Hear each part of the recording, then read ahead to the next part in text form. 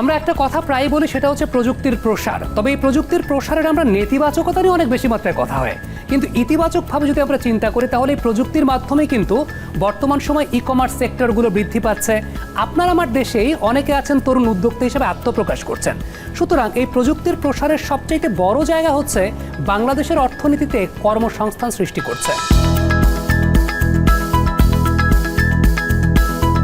আমাদের বাংলাদেশে আমরা যদি ডিজিটাল এন্টারপ্রেনারশিপের ক্ষেত্রে দেখি, আসলে আমরা এখন যারা আমাদের স্টার্ট আপ নিয়ে কাজ করছে বা এসএমই যারা আছে, আমরা যদি আমাদের ফিউচারের দিকে চিন্তা করি, আমাদের বিশেষ করে আমাদের যেই artificial intelligence and machine learning আর আদার টেকনোলজি যে প্রভাব বিস্তার করা হচ্ছে, সেই জায়গা থেকে আমার কাছে মনে হয় যে আমাদেরকে আসলে ডিজিটাল এন্টারপ্রেনারশিপের দিকে ফোকাস করাটা বেশি জরুরি।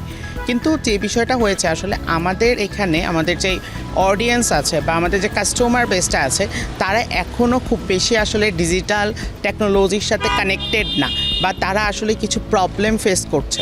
সেই জায়গা থেকে আমাদের ডিজিটাল এন্টারপ্রেনারশিপ নিয়ে যারা কাজ করছে, তাদেরকে আরেকটু লং টার্ম ধরে আসলে নিজেদের আইডিয়া নিয়ে আর নিজেদের বিজনেসকে নিয়ে চিন্তা করতে হবে। যে কেউ যদি হচ্ছে ডিজিটাল এন্টারপ্রেনারশিপ নিয়ে শর্ট টার্মে চিন্তা করে, তাহলে যেটা হবে যে আসলে এত তাড়াতাড়ি সে একটা পজিটিভ গ্রোথ পাবে না। আমাদের ক্যাপিটাল সিটি বা আমাদের অন্যান্য সিটিগুলোর পাশাপাশি আমাদের যারা মফস্বলে আমাদের ইউথরা আছে বা আমাদের যারা আসলে এন্টারপ্রেনার ফিউচারে হতে চায়, তারা কিন্তু এই জায়গাটায় ভালো করছে।